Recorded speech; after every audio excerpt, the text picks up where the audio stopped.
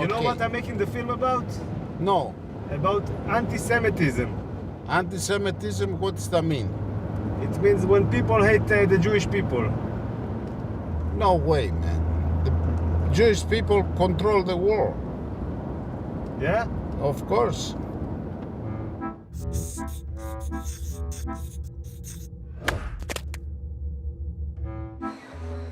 Being an Israeli Jew, I have never experienced anti-Semitism myself, but it's a phrase that always seems to be in the air.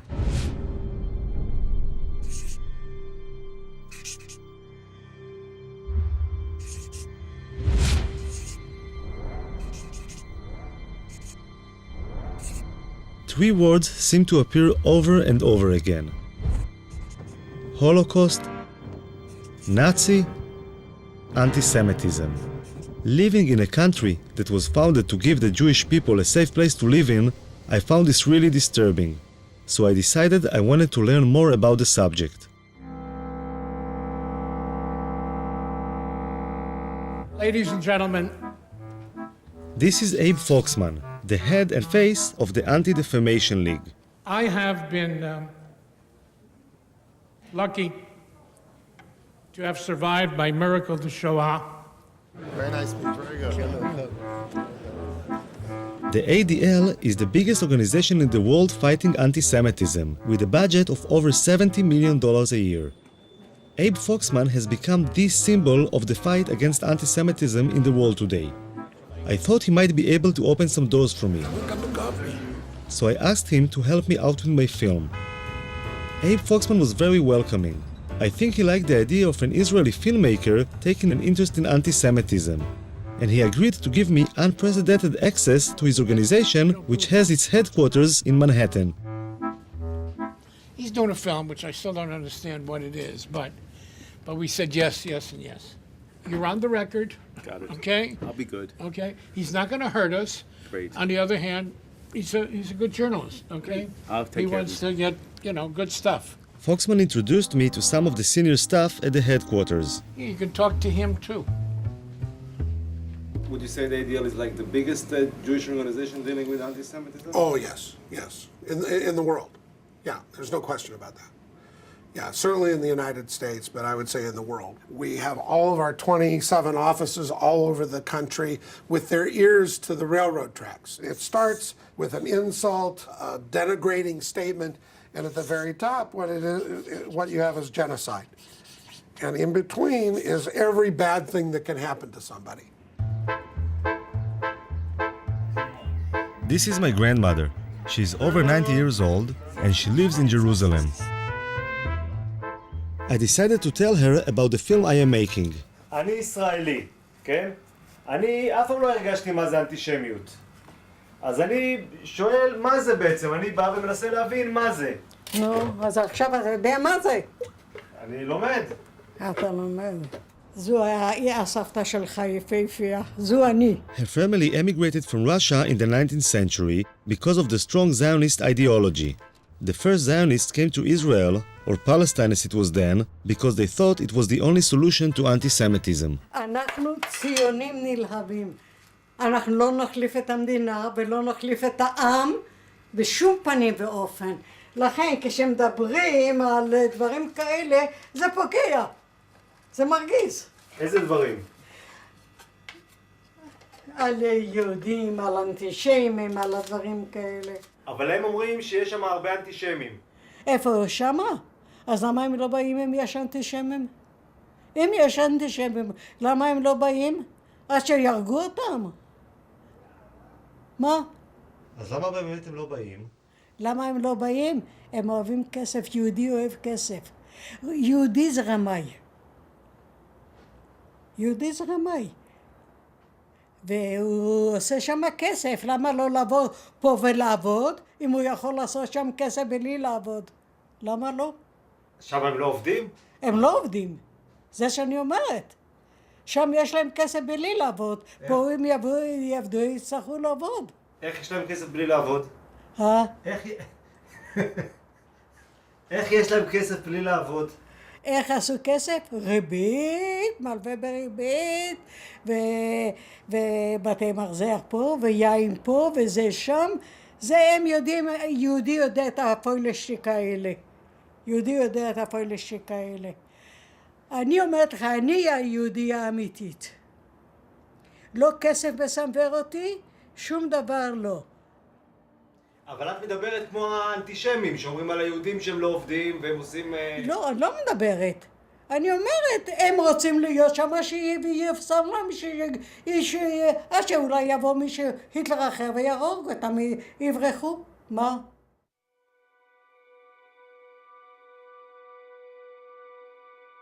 Tens of thousands of Israeli high school students fly to Poland each year to learn firsthand about the Holocaust, the worst genocide in human history and the most terrible result of anti-Semitism. When I was in high school in the late 80s, there were less than 500 kids going on this trip in the whole country. Today, there are more than 30,000.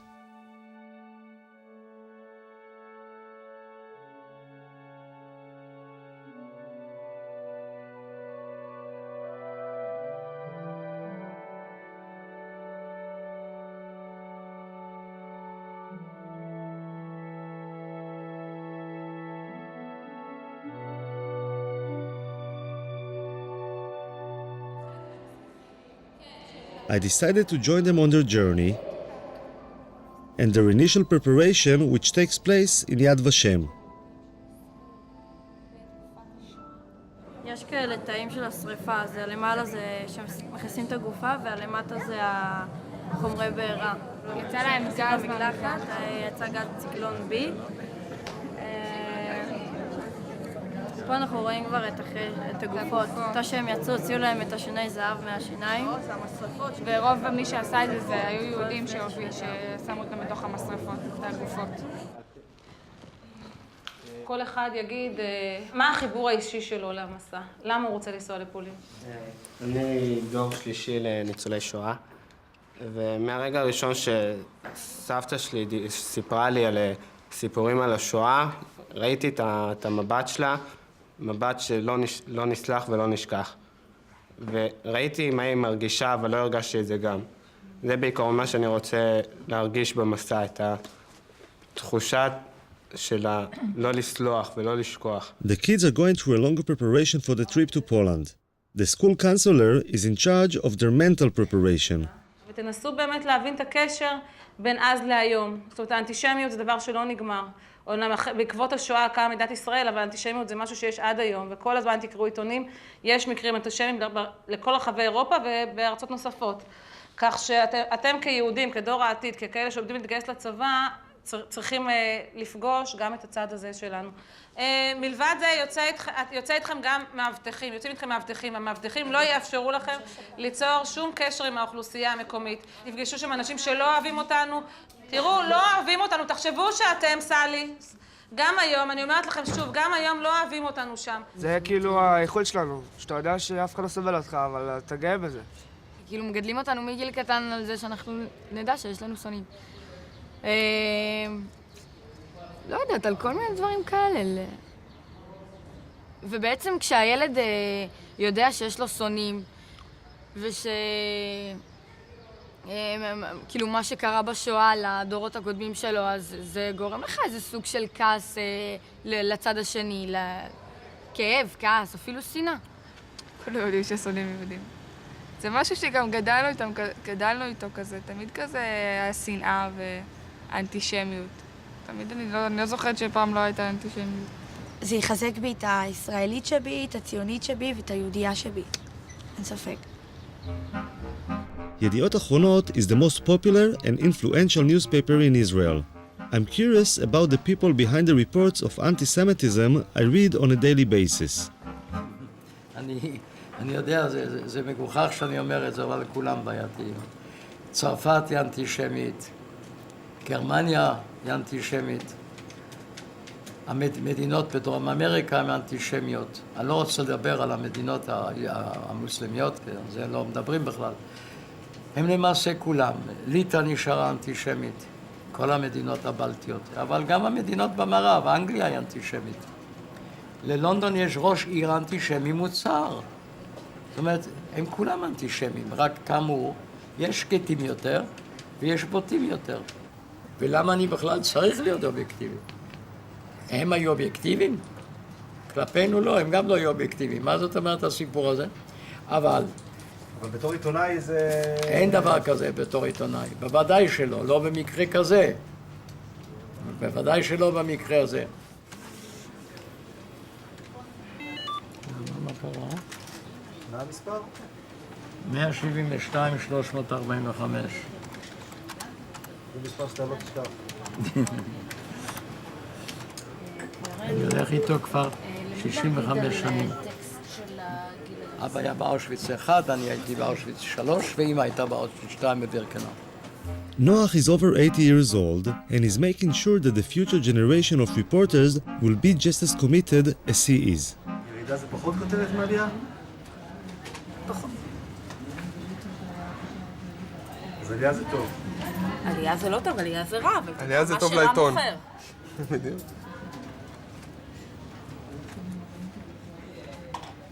והנתון הזה מי סיפק אותו? זה הגיע מסקר של הליגה נגד השמצה בארצות הברית.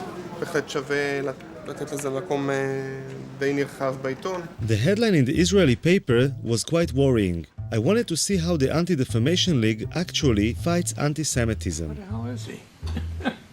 Where is everybody? Where's the secretary? They're coming in now. Thank you. They're gonna come in. Thank you. Hello. Hello. Have a seat and say hello. Introduce yourself. Joel Levy. Hello, Yoav. Yoav, very nice to meet you. Let me give you a card. Thank you. Okay. No? You don't have to button your... Why not? It's a working session. Okay, so it's working. So the reason I'm asked to sit with both of you is what looks like a spike in anti-Semitic and racist activities or manifestations. Now, New York seems to be at the center, or at least getting the attention. Where do you see it? How do you see it? Well, I've had a lot of meetings with the police department and last week with the mayor to talk about this. There is a wave. There's no question about it. I don't know if it's attached to the time of the year, maybe attached to the presidential election. I'm not quite sure why we're saying it here. Do you have enough resources to deal with all this stuff? No. We're flooded every day with these things all over the country. It's a very big problem. According to the ADL reports from the last couple of years, the average number of anti-Semitic incidents in the US is around 1,500 a year. I'm hoping Joel Levy can help me find a case I'll be able to follow. What I'd like to do is to follow a case. I understand, yeah. Because, every film needs like a drive. And once we have like a case that we can follow, so that would be great. We're going over the fresh data collected over the last couple of weeks to see if there's anything I will be able to film. We have received in the last week or so someone who employment case, someone who wasn't able to take days off for the holiday, someone who is a school teacher and wanted days off for Shavuot, someone who is a nursing student and had some issues with taking time off as well as with taking time off. We also got a phone call from someone who was complaining about a website that had anti-Semitic remarks on it. Mm-hmm. Someone who was complaining about an article in the newspaper who they thought had anti-Semitic undertones. And that seems to be the roundup. And that's what we've had in the last 2 weeks. 2 weeks. Those are the kinds of incidents that we've had recently. 5 in 2 weeks. So there's no way to predict. There wasn't anything suitable from the last 2 weeks. So Joel Levy tries to help me to find a case. What they're looking for is an incident that they might be able, and they will do all the contact work, but an incident they might be able to follow, to actually see something that has happened, to go to the site, to talk to people there, to show what has happened, the impact on them, how we interact with all of that, and so on. Assemblyman Hickind has a lot of Jewish voters in Brooklyn, and he suggested a case for me. You know, I had a very interesting case. Just last week, a woman went to a funeral in not too far from here, thousands of people, and she heard a police officer on the phone say something to someone else, something very derogatory about the Jew something to somebody. This woman was at the funeral, she heard this. She was so upset, she wrote me a letter, I could show you the letter, and she called me. Yeah. Okay. Is this the only letter? Yeah. Okay. You want me to read part of it to you? Actually, you could look at it. I overheard a very disturbing conversation that a policeman had on his cell phone. I heard him say very loudly, I wasn't even standing close to him, quote, "I'm just finishing this Jewish shit." Sorry for using this kind of language, but this is the exact quote. I was so offended by the vulgar language, which is never appropriate, etc. And she goes on. I made it that the police officer called the woman. He apologized on the telephone. Hickin thought it was a good case, but the police wouldn't let the officer go on camera, and the Jewish woman seemed to be satisfied that the policeman had apologized. I realized that it might take some time to find a suitable case to film, and the kids had just finished their preparations, so I had to join them and fly to Poland.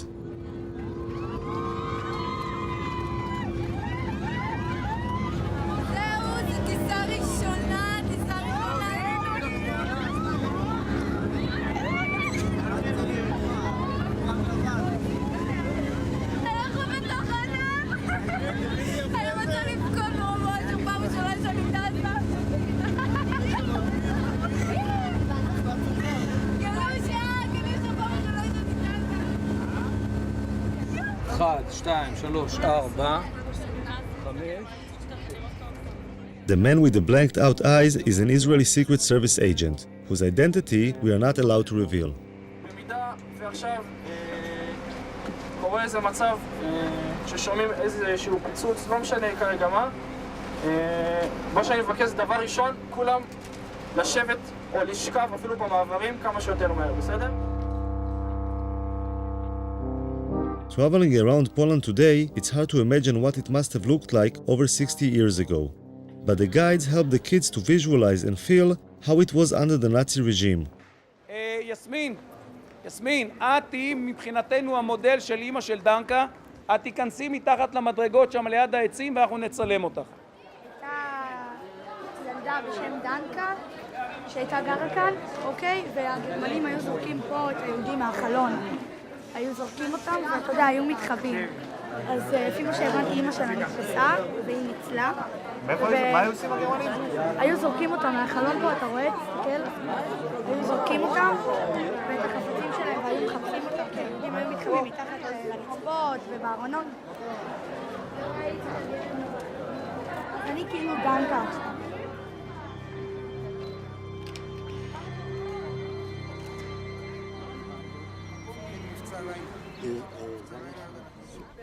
בגטו לובלין. גטו יהודי בעיר לובלין. Izrael? No to mów po Izraelu, a nie tam gadasz po chińsku. Ja myślałem, że z Chin jesteście. Kto gada? Izraelcianie? Pytam się skąd, a dopiero jak powiedziałem, że z Izraela, no to powiedziała, że tak. English? הוא מדבר רעות על ישראל, הוא אמר שאנחנו כלבים. הבנתי. בואי כבר, מה את מדברת עם אחד כזה? רוני. למה איתך נתחיל לדבר? רוני.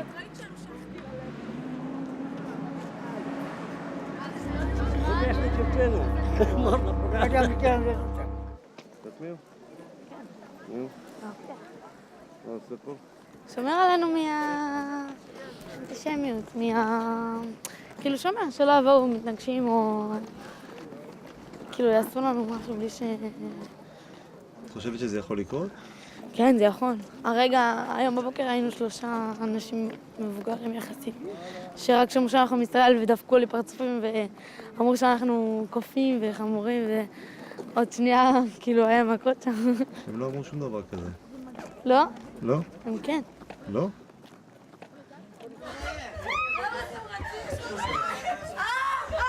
Go to your rooms right now. Right now, go to your rooms. Oh, sorry. Right now. Go to your room. What happened here? What are you משהו מעניין? Excuse me. We are not vlog. We have some other guests here. I know that the kids, but you have to understand us. We have some other guests here. They're coming down and then they are staying down. We won't pay for it. Although the days in the Poland trip are long and exhausting, the kids still have a lot of energy when they get back to the hotel. Quiet, okay? Cicho. But close the window and stay in your room, okay? מה? למה אתם לא יוצאים? Yes. לא קשור לעייפות, מה? הייתי יוצאת. יש ניאו-נאצים, כאילו פה בפולין, שיש סכנה, יש לנו סכנה, כי נגיד הם יכולים לדפוק לנו בדלת בלי שנדע מי זה, ויכולים להתחיל לזרוק דברים מהחלון.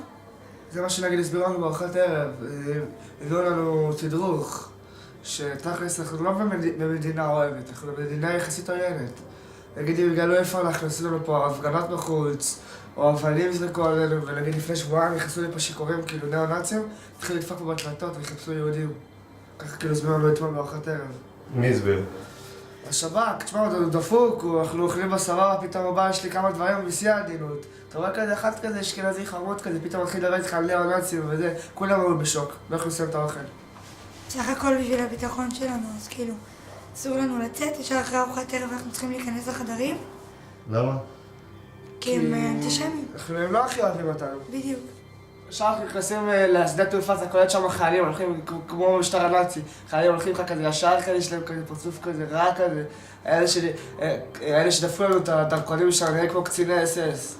As the kids were facing anti-Semitism in Poland, or at least feeling that they were, a case was reported in Brooklyn that seemed suitable for the film.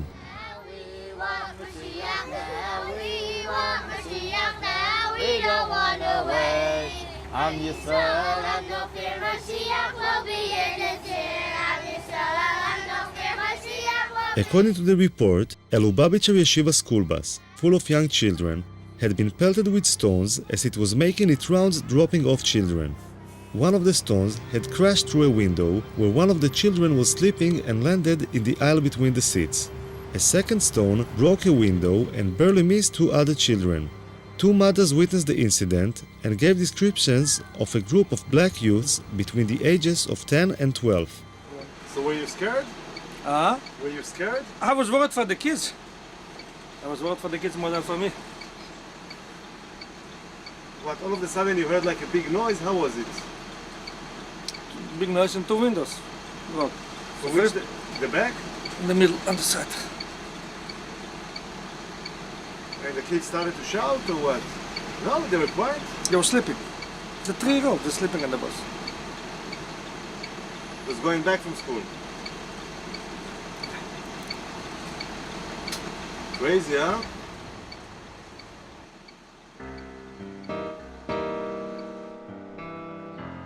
Crown Heights is a mixed neighborhood of Jews and blacks. In 1991, there was a lot of tension between the two communities, leading to the Crown Heights riots, which went on for 3 days and resulted in many casualties. This is Binyamin Lifshitz, the local reporter in Crown Heights. Maybe put your arms like, Folded? Yeah? I'm not a poster boy. He was the first to report the incident. Not a big, strong guy. See, where the rocks went into the bus over there. Just, wait, can you go back to that? And, I mean, most of the crime incidents in Crown Heights are targeted at Jews? It's always been known throughout the course of history, Jews are soft targets. We've been the victims of so many major incidents, genocides and catastrophes and Holocausts and everything. It's just the way we are. We've always been victimized. When a black guy sees 2 people walking down the street, a black person and a Jewish person, his choice to attack someone will not be a black person. Because a black person, you never know. What is that guy? Does he carry a knife? Does he carry a gun? A Jew is a soft target. It's always been known like that, which is why we always encourage to walk in pairs, which is why we don't walk so much outside, like at night, so to speak, alone.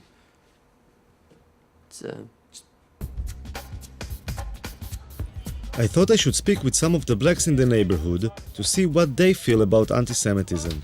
I mean, like, there we interviewed this guy, and he told us if there's gonna be like a Jewish guy and a black guy walking in the street, and you know somebody wants to rob, they would go for the Jewish guy because like he's an easier target. Actually, no, he's wrong. They would actually go for the black guy because you go for a Jewish guy, you get more time. You get more like time. the lawyers, the judges will actually give us more time if we rob someone of another race. They're going to classify it as a hate crime. That's why most blacks rob each other because you get less time. So it's like a practical thing, right? Yeah, it's a lot of wisdom behind it. And honestly speaking, like, if you wanted to rob a Jewish person, like, why would you rob a Jewish person? Like, you don't never see them with nothing that would make you want to rob them. Like, yeah, especially them up there. They basic, simple. They don't have nothing. And most people like, how could you target out a Jew person like when all of them dress the same? Like, everybody dressed the same. They all look the same. So, and I lived around here 35 years. I have never seen a Jewish person get robbed in this neighborhood. Never. But there are kind of incidents between blacks and Jews, right? There are some issues. Well, it ain't really issues. It's like favoritism. They get treated better. Yeah, like the police will treat them better. Yes, they do. If I'm arguing with a Jew, the cops gonna come to me. They're not gonna bother them. They're gonna think I'm the aggressor. They're not gonna think they're the aggressor because they already have like a perception that Jews are more holier than black people. Let me tell you something, another thing, you know, they're supposed to be the chosen ones, but they be in a welfare office and a Section 8 office. They the first one to get any kind of bargain deal on anything. They're the first ones to get any kind of discount, or they know the system very well, okay? A lot of times they have all this money coming in the household, but somehow they always figure out a way to manage getting Section 8 or public assistance. Whatever services is available, trust me, the Jewish people are the first ones to find out about it. They're the first ones to utilize it. Actually, they're part of the mind control system that they use through television and the media. The higher ups. That right there is in a book called The Elders of the Protocols of Zion. That was in like 1898. They was talking about how the Jews will use TV and media and propaganda to control the world and take over the world. So little things like that just, oh man. Who wrote that book? It was a Russian who wrote that book too. Whoever's watching this, Elders of the Protocol of Zion, read it. It gives you an idea, the blueprint to take over the world. It is. And they're implementing it right now. It's actually, when you read it, they say it's false. But when you read it, you see everything coming to light. The Protocols of the Elders of Zion describes how a group of all Jews sit around the table plotting conspiracies to take over the world. But that's considered to be like a really anti-Semitic book, you know. It is anti-Semitic to a certain. It's really not anti-Semitic. It's not anti-Semitic. It's like people keep saying things and they really don't know what they're talking about. If somebody's telling the truth, if somebody's telling the truth about something, why does it have to be anti-Semitic? Because it's not in the Jewish people's favor. It's not anti-Semitic. It's just somebody being honest. Facts is what it is. Bottom line. No, but just to put things straight, like this book, the books of the elderly of Zion, the Protocols that was of actually, they said it was written by a Jew actually. So it's really not anti-Semitic. But this book was like kind of a fraud, you know? Yeah, they say it's a fraud. There wasn't such a thing, you know, it's like a bunch of people sitting together running the world, you know? This is kind of bullshit, But you you know? said that's bullshit? That is not true. This is like a false book. That's not bullshit. As far as like a bunch of people sitting together running the world. The United Nations is a bunch of people sitting together running the world. So how could you say that's bullshit? No, it's different, you know, because all right, so exactly, there's no difference. you said some like pretty hard stuff about like, you know, Jewish people and stuff like that. See, no. Hold on, you gotta listen to what let me finish. I mean, like, so maybe when they like see you guys on the streets and they feel like afraid or they feel tension, there is something, you know, like. That goes to what I was telling you before. They don't know us. They never took time to get to know us. She was telling you that they separate themselves from us. They don't want to know us. So when you don't want to get to know someone, you would never. Speaking, you can't.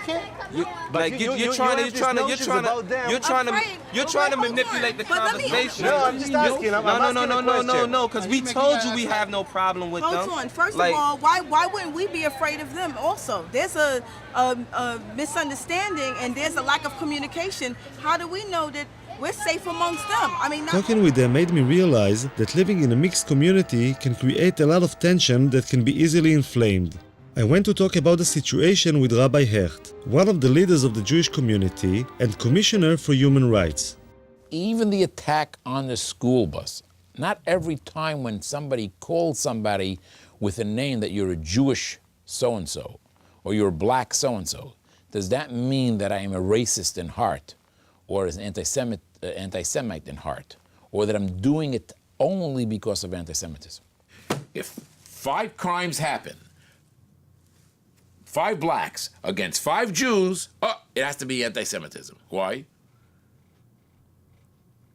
Listen, even if the reason why I hit that Jewish kid is because I knew that he's not going to fight back, or the white woman in this neighborhood was a Jewish woman, I stole her pocketbook because I know it's going to be easy prey. That's not called anti-Semitism. Now, again, you want to put it into some category and lock the guy up for a longer period of time because he saw a weak woman that he grabbed it. But again, I think we have gone a little too far. Many of the anti-Semitic incidents reported by the ADL happen to Orthodox Jews, since they are the easiest to spot. So I was pretty surprised by Rabbi Hecht's response. Let me tell you guys, I am suspicious when a guy makes a living from a particular situation. So if there's a particular film crew that make a living from blood, that's right, I'm suspicious every time they show blood. If a guy is created only because of anti-Semitism, I'm nervous about his reports. Are they accurate? He has to create a problem because he needs a job. So you're saying, like, I mean, the ADL is not like a credible organization, or? I really can't pass judgment on other organizations, so we'll leave it that way. I'll be politically correct. But listen, clearly the ADL has been responsible in certain areas to flare up things as much as they've helped. Of course, having said that, now I'm on the ADL's blacklist now, so Mr. Foxman is not going to come to my home for dinner, but what should I tell you? An important part of the ADL's work are the international missions, and Foxman decided to allow me to join him. Every year, a few ADL board members and contributors get to join Foxman as he travels to various countries, meeting heads of state, politicians, and other influential people who can help in the fight against anti-Semitism.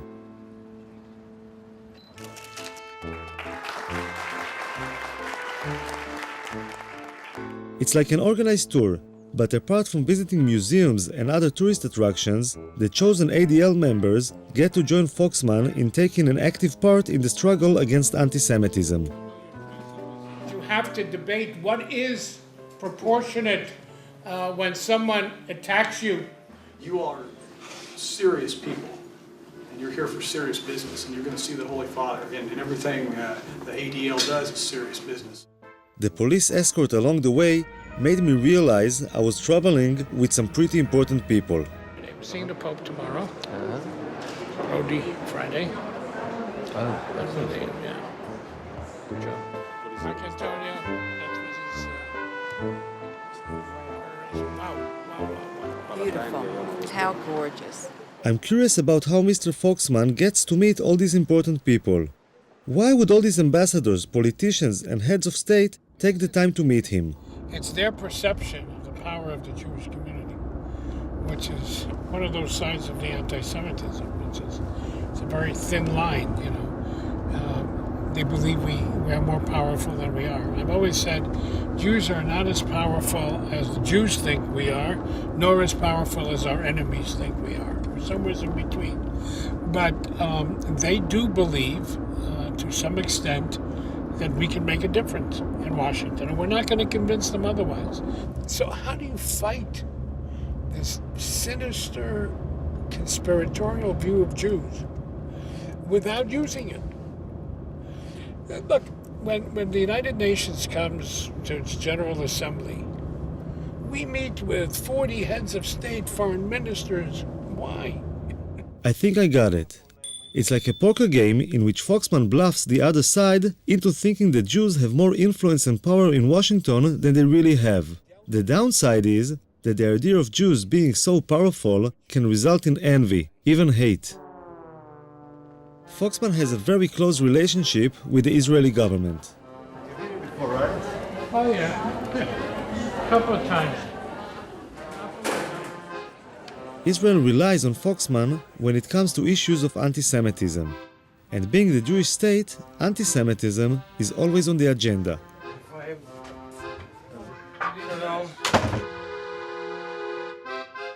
Hi, Abe. I wanted to ask you since we met last about the issue of Venezuela, because I heard voices kind of saying it's not so bad, and Latin America is not so bad, but I'm not convinced. And the question You is have good what- reason not to be convinced. You have good reason. It is getting worse. Right.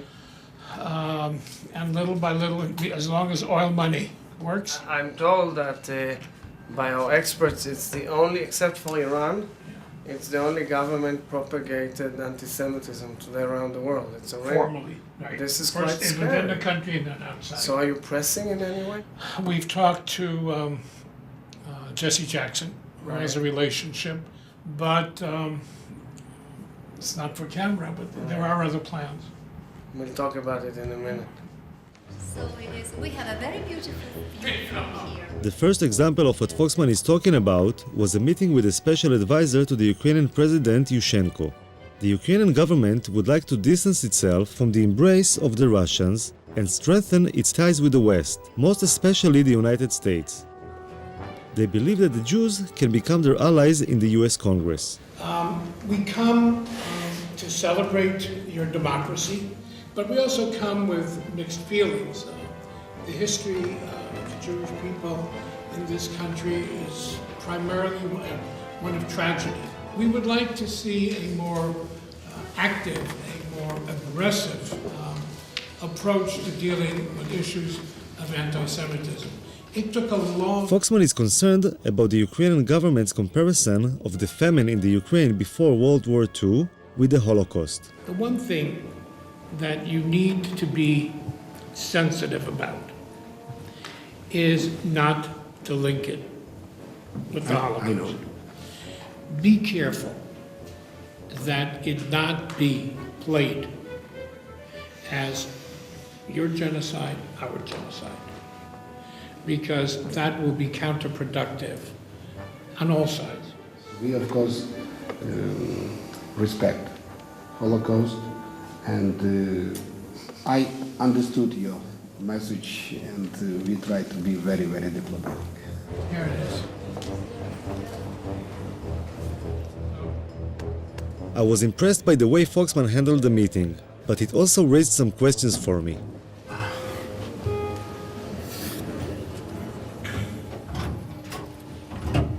He was kind of pushing him a little bit, huh? He was kind of what? Pushing him. Yes, of course. It's always like that? Yeah? Of course. I wasn't sure how bringing up things that had happened over 60 years ago had any relevance to fighting anti-Semitism today. In order to combat it effectively, I think that you have to take responsibility for anything that happened in the past and then reach the present and then go forward. With your husband, when you quarrel, sometimes you need to give some slack to get what you want. No? You always I bring tough? up everything from the past, 50 years, what his mother did. Absolutely not. No, that's not the American Jewish way. I don't know about the Israeli Jewish way. Give them the guilt trip. That's absolutely. We need to play on that guilt.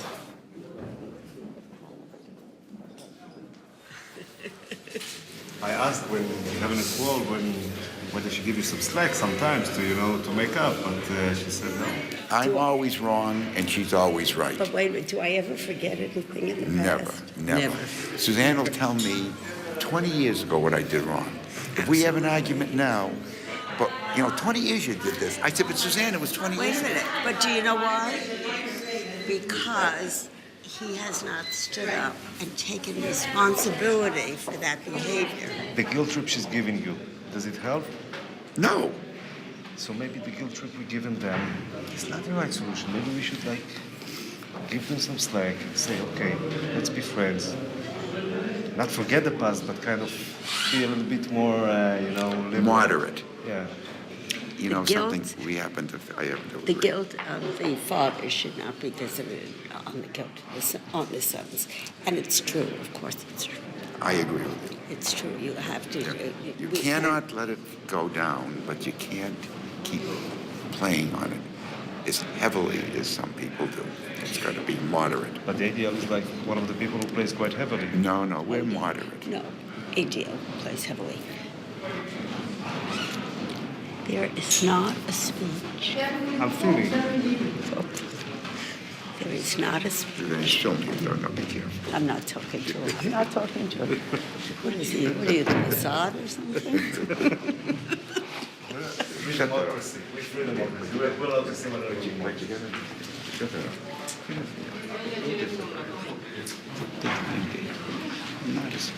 I was fortunate. Мои телефоны не забудьте ваши. I'm passionate, believe me. Don't fight as much.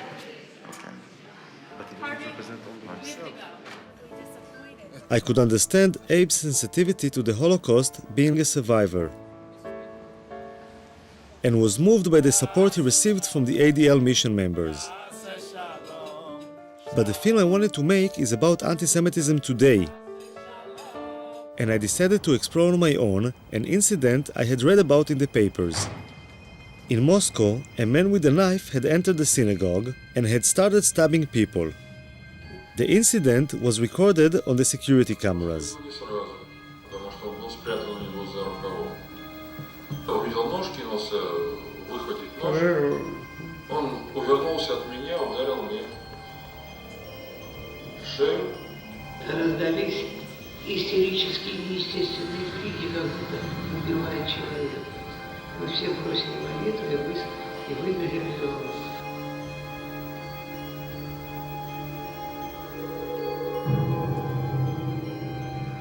The stabbing was a shocking reminder of what anti-Semitism can be.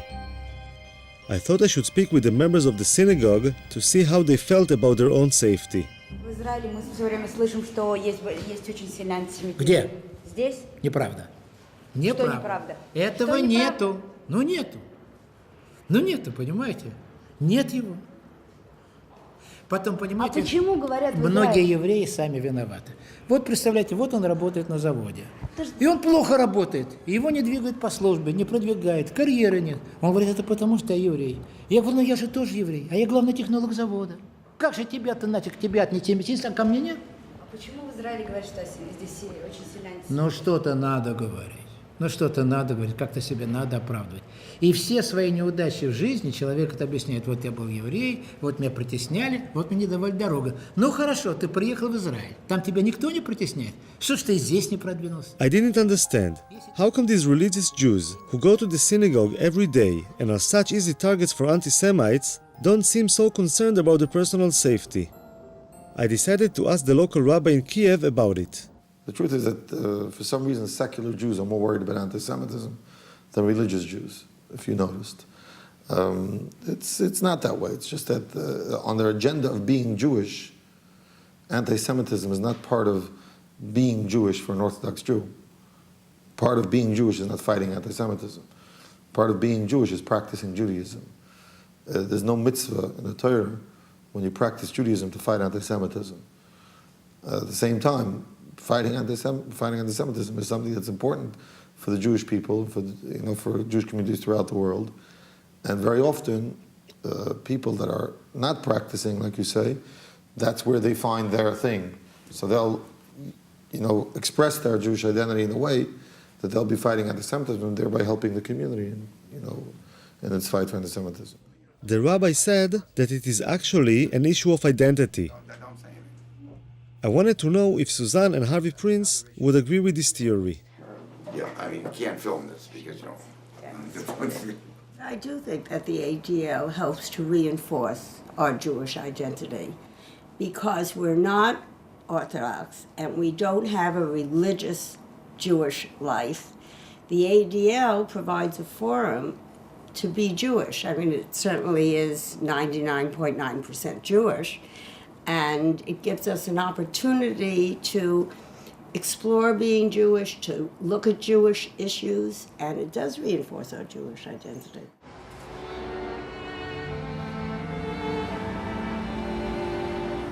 Babi Yar, in the suburbs of Kiev, is a mass grave in which 33,771 Jews were shot after digging their own grave over the course of just 2 days in September 1941.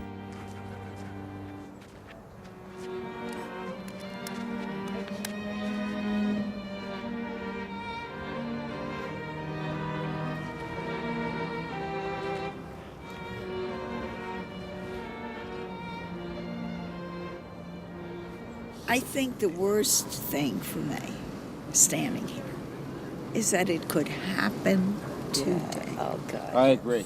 Yeah. I can see people being marched out of Kiev and shot Marilyn, I by need to- some people who would decide that's the thing to do. That's right. Maybe they do it to gays. Maybe they do it to That's why we have to Russia, support Israel. whatever. Israel's our insurance policy.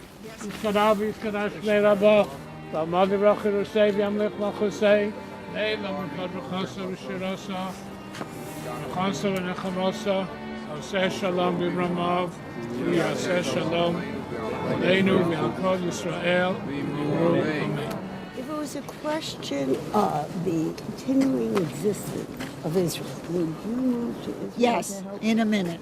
Good for you, I tend to say. In a minute. Because as far as I'm concerned, without Israel, there isn't a safe Jew in the world. That's the way I feel. I agree. I agree. So you have two people who immediately move to Israel if you have a problem. Right. If Israel needs, you have two people I right there. joined the army. They wouldn't take an old lady, but I would be there. I'd roll bandages. He's I asking, don't know. he's asking a question, the journalist. Does that mean that you're more loyal to Israel then? No, of course not. That's right. So Of course how, not. how do they like coexist, these two notions? How do I like what? How these two notions coexist? The fact that Easy. You love your children, you love your husband. You love your friends equally. Do you love your children more than you love your husband? Of course not.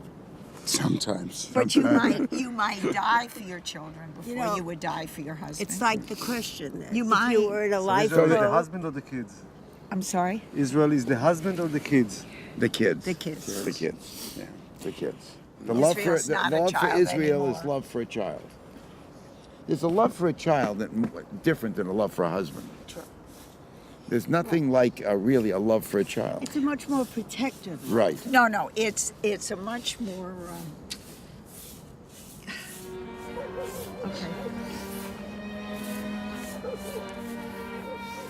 According to the ADL mission members, Israel is a child which needs their support, but is also their insurance policy in case something terrible should ever happen again. But at this particular moment, this insurance policy was busy being a teenager making its way to Maidane concentration camp near Lublin.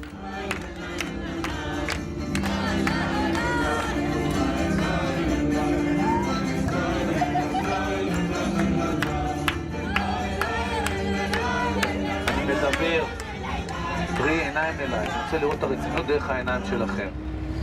אנחנו עוברים לשלב הבא של הרצינות, השלב הבא של תשומת הלב, אנחנו מגיעים למיידניק.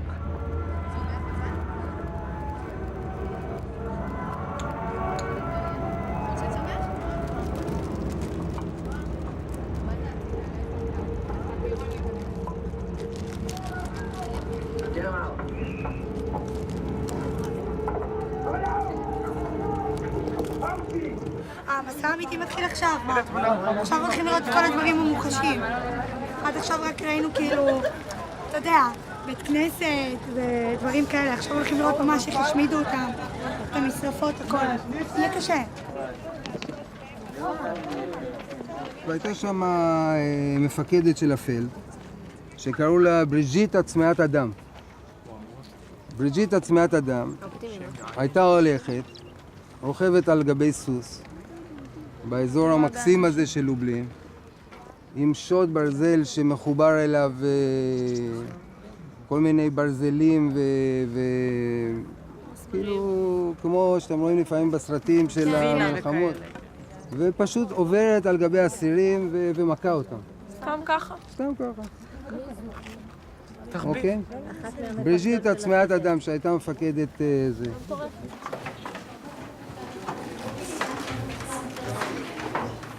עכשיו, כמו שהסברתי קודם, שליש מהנרצחים פה נרצחו בגז, ושני שליש פחות או יותר נרצחו על ידי התת-תנאים שהם היו צריכים לחיות פה. לכו על זה. כן, נכון. אז ייכנסי לסגור את הדלת.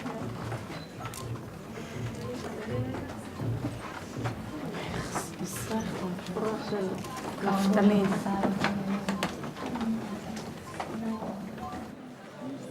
מה אתם מדברות?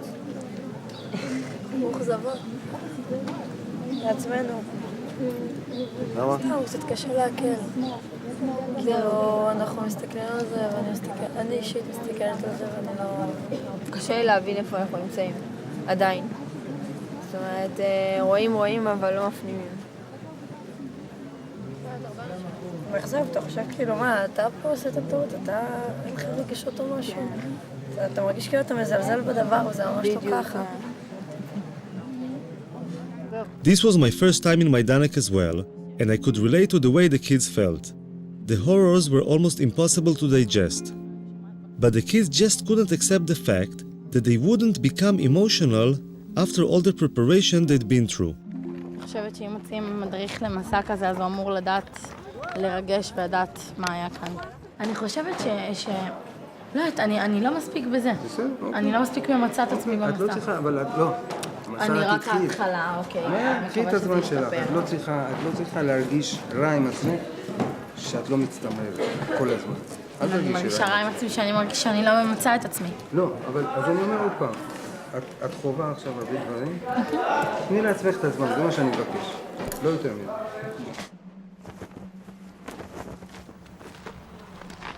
ובאמת, אני נותן לך טיפ שתמשיך לעקוב אחרי הגברת בהמשך. אוקיי? בסדר? תמשיך איתך. יאללה, גייז, עירוני א', אנחנו ממשיכים. בואו. ופה, ללא טקס קבורה וללא כבוד אחרון, נשרפו מושמדי פה בתנורים האלה, האפר שלהם שימש לדישון אחר כך לגרמנים. הם ניצלו את היהודי מהעבודה שהוא נכנס במחנה העבודה. It occurred to me that after seeing the almost incomprehensible horrors my people have suffered, other people's suffering might seem less significant somehow. I wondered if any of the kids felt this way too. יכול להיות שזאת הבעיה שלנו בעצם. שיש לנו את הרף הגבוה הזה. ופתאום אנחנו רואים בחדשות שהרסו נגיד לערבי את הבית, שצה"ל פוצץ, אז אנחנו אומרים, לא נורא, לנו היה דברים יותר גרועים. אותנו לקחו ברכבות וגרמו ליהודים לראות ביהודים. זה כבר נראה לנו, יכול להיות שזה, יכול להיות. אני דווקא חושב שאני אחרי... כי וואלה שאני כי וואלה שאני רואה את זה בטלוויזיה, זה לא מפריע לי, כי אני כאילו אומרת, בסדר, לא נורא, הערבים האלה יש להם הרבה בית. Nofar was not the only one thinking about the Israeli-Palestinian conflict in relation to anti-Semitism. Professor Norman Finkelstein, a Jewish academic from DePaul University in Chicago, has written a book called The Holocaust Industry, in which he accuses parts of the Jewish establishment of making cynical political use of the Holocaust. Dr. Finkelstein, you have some visitors? Whenever Israel faces a public relations debacle or comes under pressure to resolve the Israel-Palestine conflict, they start up this extravaganza called the new anti-Semitism. As it's usually understood, anti-Semitism means an irrational hatred of Jews, born simply of the fact that they are Jewish. But that's not what's going on. Here it's a hostility born of the fact that the state which claims to represent them is engaged in quite brutal violence. I'm sure lots of people I meet have this, what you say, deep down inside, they have this kind of queasy feeling about Jews. I'm sure that's true. But did it have any real substantial repercussions on me in life? The answer is just no. There's a kind of pathological narcissism, navel contemplation. When you are the richest, wealthiest, most successful ethnic group in the United States, you've got the world on a platter, and you sit around and you're talking about anti-Semitism. It's just kind of shameful, I think. At the time I first interviewed Finkelstein, I didn't realize what a controversial figure he was in the eyes of the Jewish establishment. Finkelstein, the son of Holocaust survivors, has been labeled a self-hating Jew, a Holocaust denier, and a madman. I had interviews stopped at the very mention of his name. I know if you Google Norman Finkelstein and Holocaust denier, nowadays you'll get about 10,000 websites. Well, if I'm a Holocaust denier, I would have to be certifiably insane. I would have to be clinically insane.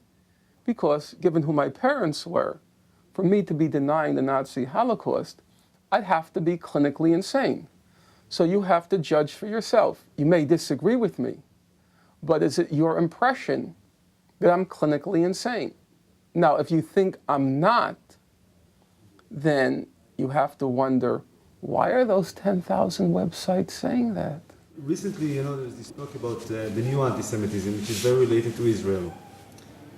And I've been heard that from Jews outside of Israel, saying Israel is the cause that anti-Semitism is now, that we are suffering from anti-Semitism. Well, I would say that is nonsense. That comes from insecure Jews. I think people use Israel as an excuse to rationalize and legitimize, because in many places of the world, anti-Semitism is not acceptable. It's not polite, it's not proper. But if you can camouflage it, if you can find a platform of a news event, of a political discourse, then you use it. And we find every time there is conflict in the Middle East between Israel and somebody else, the level of anti-Semitism spikes. Why? Because the anti-Semites come out of their woodwork, and now they can express themselves in their anti-Semitism in what they consider a legitimate, licensed way. Strangely enough, Foxman and Finkelstein agreed on one thing, which is that most anti-Semitic incidents nowadays fall under the category of new anti-Semitism. The difference is that Foxman says that anti-Semites found a new target called Israel, to which they could express their anti-Semitism, while Finkelstein believes that saying that is a cynical misuse of the term anti-Semitism. But attacks on the ADL seem to be coming from all directions. So today in America, there are two professors who are saying that Jews are more loyal to Israel than to America. Mearsheimer and Wald. See, this is what Mearsheimer and Wald. Mearsheimer and Wald. Steve Wald and John Mearsheimer are two academics from the universities of Harvard and Chicago who wrote a book called The Israeli Lobby. They claim that there is a lobby in the US whose role is to support Israeli policy even if this policy goes against the interests of the US. The role of the ADL in this lobby is to silence those who criticize Israeli policy, saying they are actually anti-Semites in disguise. Walt and Mearsheimer were invited to Israel by Gush Shalom, a left-wing Israeli organization whose head is Uri Avneri, a former parliament member and a peace activist. I was very happy that they accepted our invitation and agreed to come here. Actually, we were a little bit afraid in the beginning that there may be some difficulty to get them into Israel, especially after what happened to Professor Norman Finkelstein, who has been arrested and kept in prison, actually, and then deported. Steve and I have traveled all over the United States, and we've traveled all over Europe talking about the lobby. I have honestly been struck by how little evidence we've come across of anti-Semitism. This is not to say that we don't run into lots of people who are critical of Israeli policy and shake their head at what the Israelis are doing. אבל לנו כישראלים זה לא טוב שיש לנו בעצם את הלובי הזה מאחורינו שם? כתושבי ישראל שגרים פה בעצם. קודם כל, שאלה מאחורי מה? ומי זה אנחנו במקרה זה? הלובי הזה תומך בימין הישראלי, הוא מאולמרט ימינה, חביבם הוא ביבי נתניהו, וימינה מביבי, מעבר לביבי נתניהו, הימין הכי קיצוני. כאשר הייתה ממשלה שמאלית כאילו, היחסים היו רעים מאוד. ההתלהבות צנחה. כוונות מאחורי הארגון הזה הן כוונות טובות, לא הבנתי שהמיעוט זה מטרה טובה. אני כבר לא יודע, אני לא בטוח. אני לא יודע מי משרת פה את מי. אנחנו אותם או הם אותנו. אנחנו מכתיבים להם מדיניות או שהם, כמו שאמרת קודם, או שהם מכתיבים לנו מדיניות. אף אחד מהם לא לוחם באנטישמיות. הם לוחמים נגד ביקורת על ישראל. זה שני דברים לחלוטין שונים. כמעט שאין אנטישמיות באמריקה, זה אגדה. אין, ממש אין. לו הייתה, גם השדולה הייתה מתנהגת אחרת. אין. התופעה הזו שנקראת אנטישמיות היא קיימת רק בתקשורת הישראלית. ועל ידי כל מיני פונקציונרים יהודים בעולם שהם מתפרנסים מזה, שהם לוחמים באנטישמיות. איפה יש אנטישמיות? אין כלום. מעולם ישראל מצבה של היהודים באמריקה, מצבם לא היה כמו היום. מה, אנטישמיות זה המצאה ישראלית? המצאה יהודית? אנטישמיות? אנטישמיות היום? במידה רבה כן. כל אחד פוחד מאנטישמיות בגלל הזיכרונות ההיסטוריים, והיהודים מפוחדים תמיד. באמריקה היהודים, כמה שהם חזקים וכמה שהם מושלים באמריקה למעשה, הם פוחדים מהצל של עצמם. כל רגע, אחרי כל עץ, מסתתר אנטישמיות. בולשיט, אין דבר כזה. אנטי ערבים, אנטי מוסלמים, אנטי שחורים, אנטי מה שאתה רוצה. אנטישמים? פשוט אתה צריך זכוכית מגדלת למצוא אותם, ויש כאלה שהולכים עם זכוכית מגדלת, כמו שרלוק הולמס, ומוצאים אנטישמים. Abe Foxman's spokesman, Ari O'Sullivan, was the last person I expected to see at the event. What was he doing here? Look, Abe, they mentioned the ADL a couple of times in their talks, and like I told you, they were false, these things. And I went up to Walt, but he was surrounded with people. I said, listen, I'm from ADL, Ari O'Sullivan, and those two things you said about the ADL are incorrect. I got a lot of interest from the foreign press. I don't know about the Israeli media, though. Was it Israeli media here? אני מהליגה נגד השמצה. זה שהזכירו כל הזמן, ADL. לא, אתה מהליגה. אני הדובר של הליגה. מי אתה? דובר בארץ? כן, אתה מגוש. אני מגוש שלום? למה הבאתם אותו? את מי? את שניהם. זאת אומרת, למה הבאנו אותו? אנחנו חושבים שמה שהאנשים האלה עושים זה פשוט פעולה הכי מבורכת שיכולה להיות. לא לגבי השמצה או לא השמצה. לגבי אי פעם להגיע למצב נורמלי ומאוזן באזור הזה. יש לכם כסף להביא אנשים כאלה פה? כי אמרו לי שגוש שלום זה ארגון קטן, שולי כזה. גוש שלום זה ארגון קטן. אבל את הקצת כסף שיש לו, הוא מנצל לדברים החשובים ביותר. והדברים החשובים ביותר זה להגיע סוף סוף אי פעם לאיזשהו פיוס בין הפלסטינים לבין היהודים במזרח התיכון. והדרך היחידה לעשות את זה, זה לגרום שהמדיניות של מי שתומך בישראל, לא משנה מה היא עושה, שהמדיניות הזאת תתחיל להיות קצת יותר נורמלית. זה לא מקרה שהאנשים האלה הוציאו ספר שכל העולם רעש ורגש בגללו. I don't know if the whole world was shaken by Walter Mearsheimer's book, but the Jewish establishment certainly was. Why do two such established, credentials, respected academics engage in such a shoddy piece of work on what subject? At the annual ADL convention, the Israeli lobby book was the center of attention. In the Foreign Office in Israel, there was a 3-day convention dealing mostly with the issues raised in the book The Israeli Lobby. Never before had the question of whether anti-Semitism and anti-Zionism are the same thing seemed so important. Experts and speakers from all over the world said the same thing, that those who attack Israel are doing so simply because they are anti-Semites in disguise. We thought people who would hate us, who would be our enemies, would be thugs and lunatics yelling kike, and instead they're soft-spoken college professors explaining to us how we have the apartheid state. We were unprepared. So let this conference draw a line in the sand. If you're an enemy of the Jewish people, then we will fight you with all our might for ourselves and for our children and for our children's children. Who would we be if we did not? And we will prevail.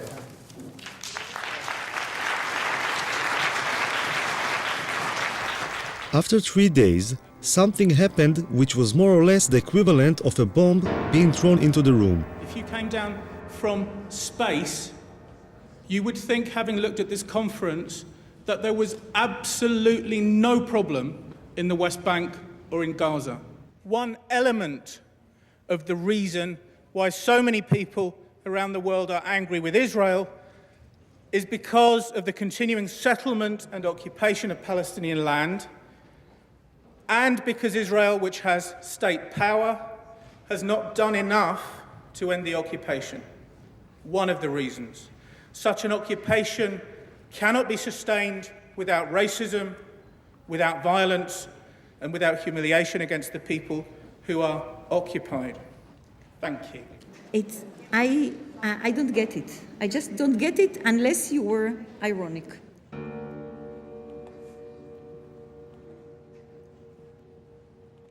Listen, David. Yes. We appreciate your work. We invited you to speak. Yes. But what you did today was a kind of a preaching about looking for human rights that we don't have. This is more or less what you said. There are problems with human rights in the we territory. don't say It's that. insinuative. What do you say? No, Not I only choose that. to say something which has not yet been said by everybody. Just it's for very the simple. provocation? No, not for the provocation, because Palestine was not mentioned It was in this mentioned conference. all Not over. once, maybe by Gil. It was mentioned It was mentioned yesterday as over. Palestine is the anti-nation. Palestine is the one unique nation which doesn't have the right to exist. It was mentioned. No one said that. Come on. Come on, no one said it. Don't go too Gerstenfeld far. said it. Palestine one is the said it. anti-nation. What do you think that means? And where do you think that terminology comes from, the anti-nation?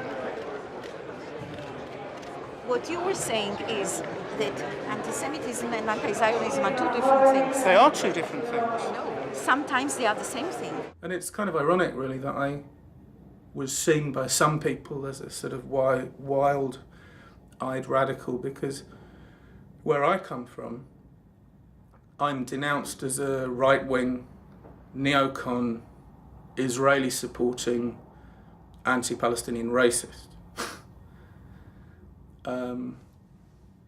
What does it say about this conference then? Well, it says about this conference that there were some hard right-wingers there. There you go. Nobody in this conference was balanced, not one. I don't think so. Speaking with David Hirsch made me realize that it is very difficult to represent any other approach in the Jewish world. Those who try to say anything different are being silenced. And Dina has a go at me for not being balanced. You hinted too much. You were not explicit enough.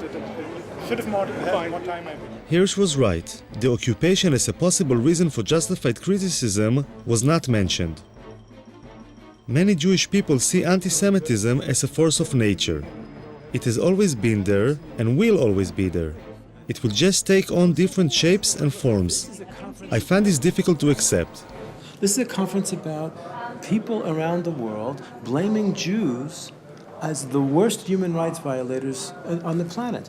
And the people who support Israel are now under attack as supporting the colonialist apartheid state of Israel. This is a warrant for attack on Jewish people. It is internationally recognized that anti-Zionism is sometimes anti-Semitism. Dina, you know what? And who As an Israeli, can this is the only thing that leaves me hope, to differentiate these two. Why? Because otherwise there is no hope.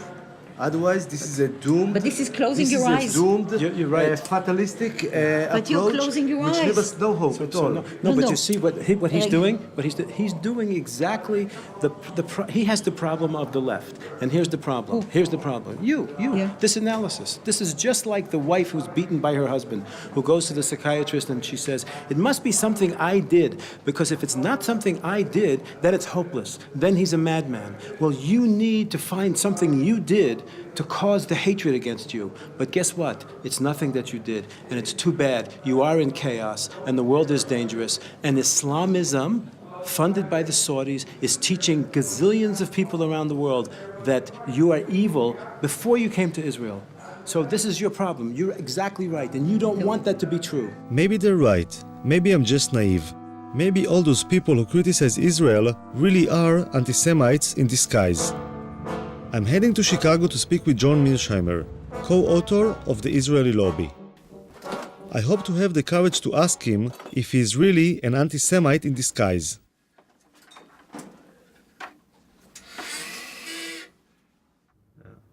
But did you took a few minutes to question yourself when you've been blamed as being anti-Semite? Did you try to think about it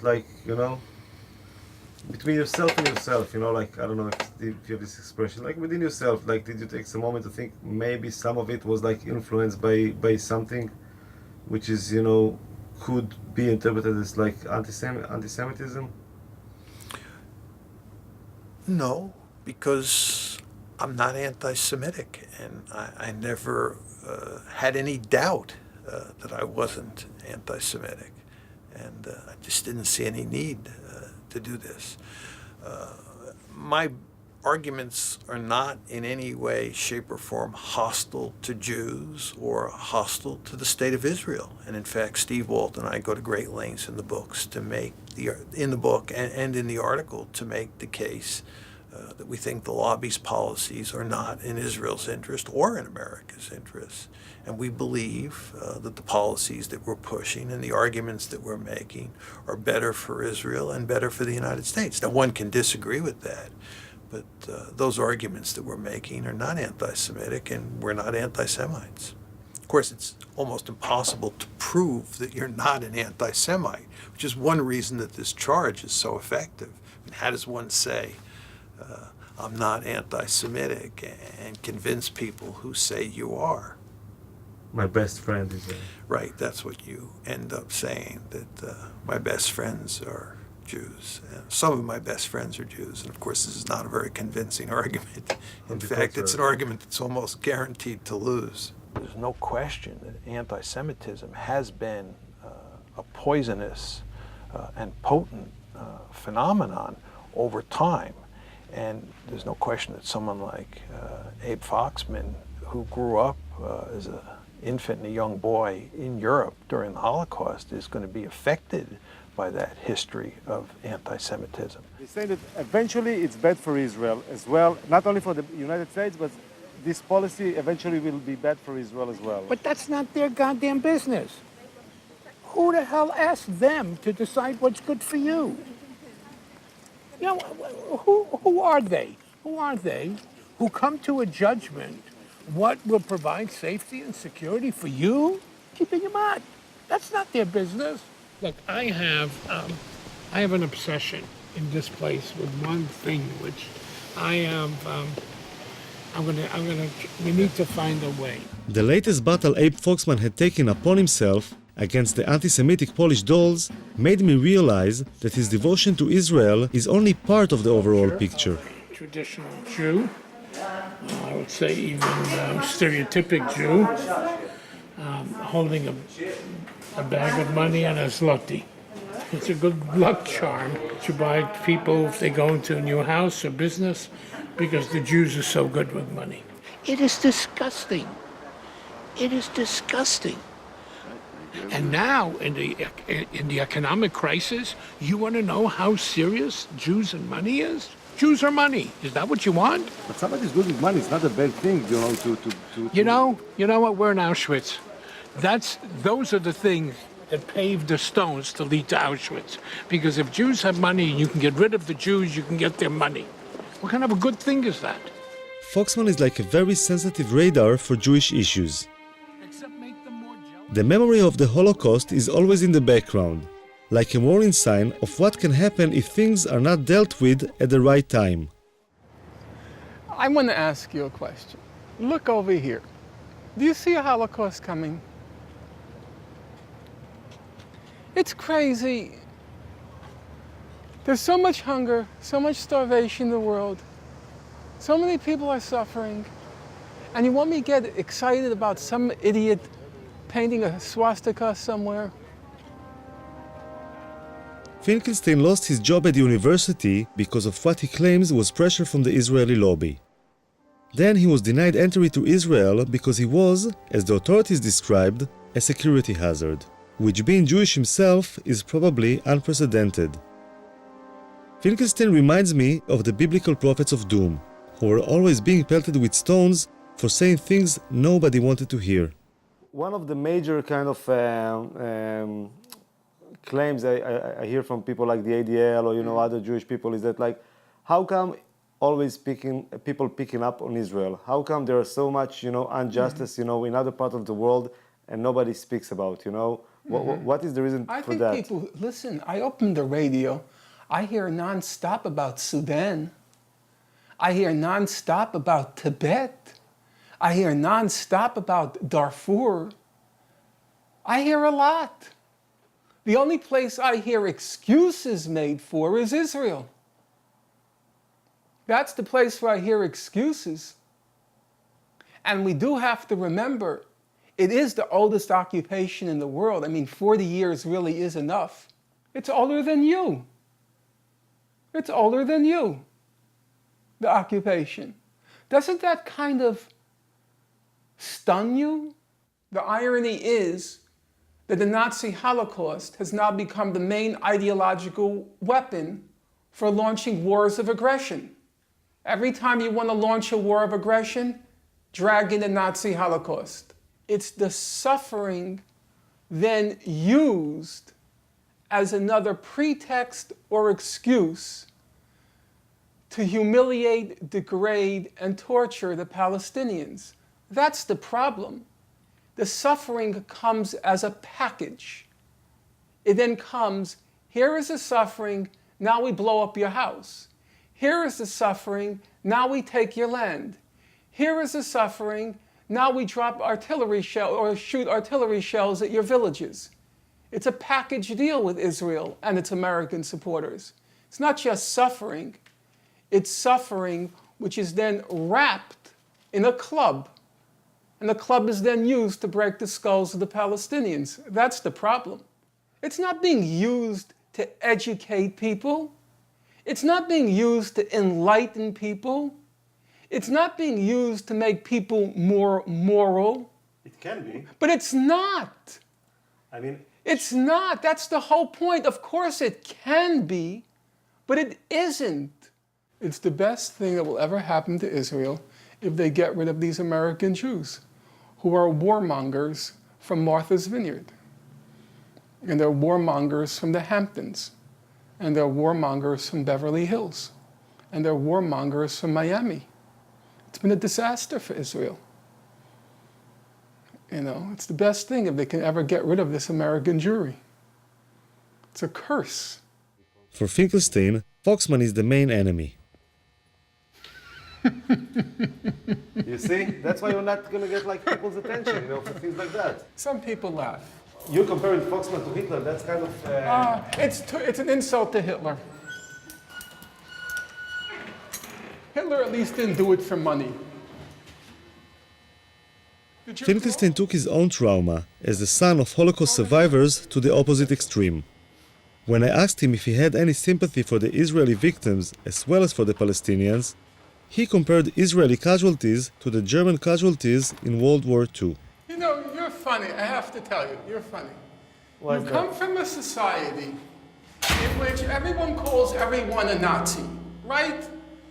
They called Rabin a Nazi, Ben-Gurion called Jabotinsky a Nazi, Jabotinsky called Ben-Gurion a Nazi, Begin called Ben-Gurion a Nazi. They all said, each of them said, one is worse than Hitler.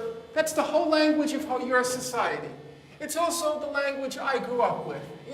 Everything in my house, the food worse than Auschwitz, the clothes worse than that. That's the house you grow up in. And all of a sudden, you get so pious when they go like that. Your whole society is like that. Why was Rabin? You don't remember when they made Rabin with the SS before he was shot? And then you all of a sudden get so pious. I just think about like how people... Because of what? Because of Abe Foxman? We have to be pious with Abe Foxman? A hoodlum and a thug? I'm just trying to think how other people will perceive it, you know. For myself, you know, you can go and do it all day long, you know. I did it with you. You're an Israeli. Yeah, but it's on film, you know. It's on film, you know. Other people will see it afterwards. Then take it out. That's why you're an editor. No, that's obviously, you know, should stay in the film, you know. I'm That's fine. You think I care? You think I care?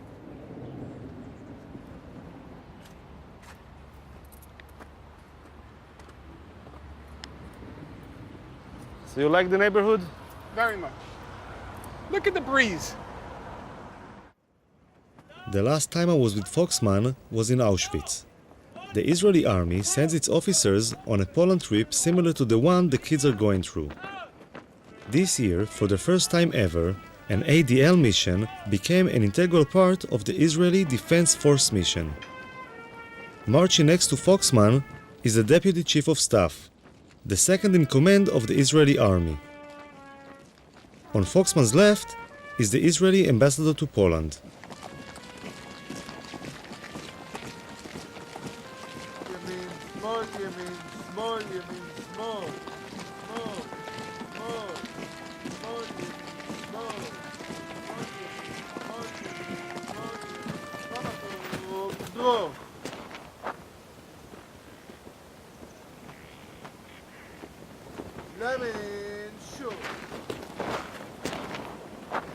This is the biggest cemetery In the world. in the world. Poland? It's not the Jewish cemetery, but it's the biggest cemetery ever. Yeah. 1.5 million Jews. But they're 3 million. Yeah, but this place was the worst.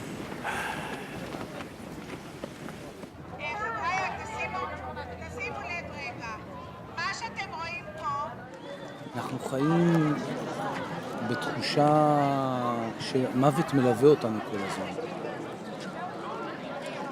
והאם התחושה הזאת היא טובה או לא, אני לא יודע.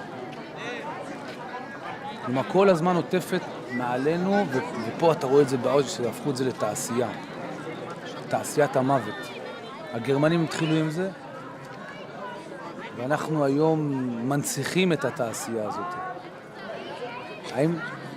אתמול אני חשבתי הרבה האם אנחנו, ואמרתי לך את זה בערב אתמול, בשיחה. האם המצעד החיים הזה זה דבר טוב או רע, כל המפעל הזה? אנחנו מנציחים את המוות, ואנחנו בכך לא הופכים לעם נורמלי. זה שאנחנו שמים דגש על המוות ועל מה שקרה, וצריך לזכור, לא שום ספק. אבל אנחנו יותר מדי חיים בתוך זה, וזה גורם לנו לא להיות עם נורמלי, זה גורם לנו להיות עם... זה גורם לנו להיות... שבה נרצחו 20 וכמה חבר'ה פולנים כאן בחצר הזאת, אז אל תשבו על האנדרטה בבקשה.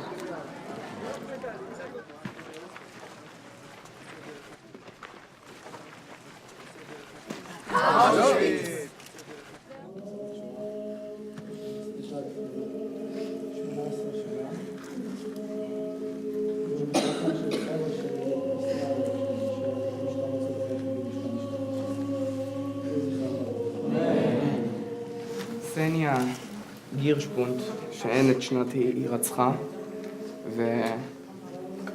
ורוב הסיכויים שנרצחה בבית החולים בקייב על ידי הנאצים. יהי זכרה ברוך.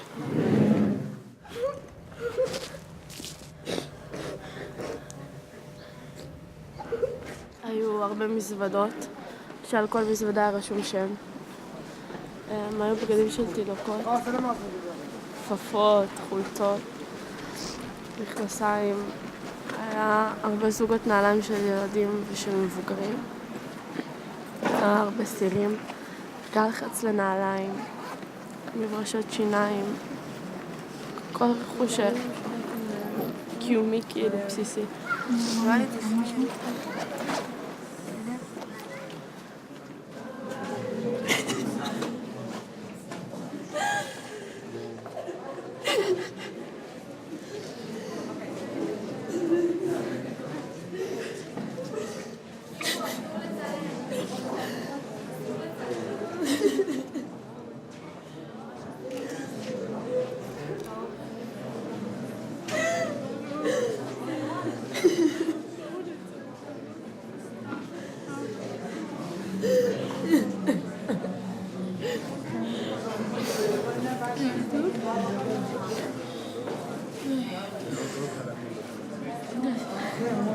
את אומרת די, אבל מה היה לנו? זאת כלום, חיכיתי עוד מעט תפקיד מודה. עוד מעט חיכיתי עוד מעט מה תראי.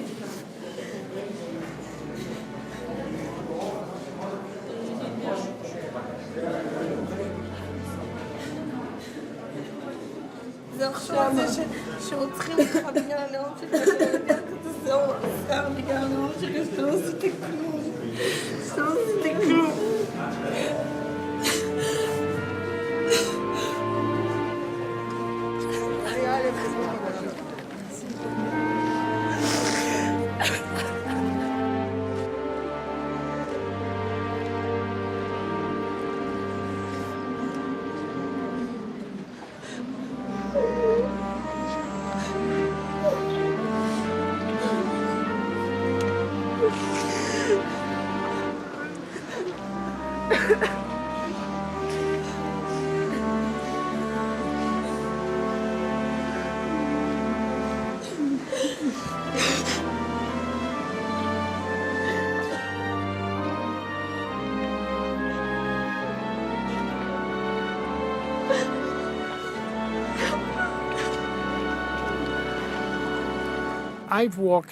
I've walked this road before, full of despair, full of anguish. To walk and feel the strength behind you of 150 officers of all the levels of the Israeli army, I walked with pride.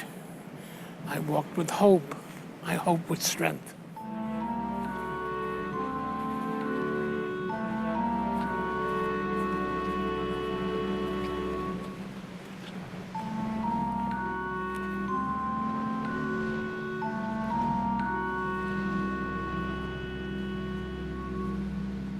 כאילו כשאתה רואה את זה אתה אומר לעצמך וואי בא לי לרצוח את כל מי שעולה לזה, אבל בעצם לא, כי אם אני אהיה יותר גזענית אז יהיה מישהו יותר גזעני ממני וזה לא ייגמר. אבל את מי בא לך לרצוח? את מי בא לי לרצוח? את כל אלה. מי זה אלה? הנאצים, הצוררים האלה. טוב, הם כבר, את יודעת, מתו. כן, אבל תאמין לי שיש להם דורות. אמנם לא כמוהם, אבל יש. My filming was coming to an end. As I looked at the sleeping kids, I thought that putting so much emphasis on the past, as horrific as it has been, is holding us back.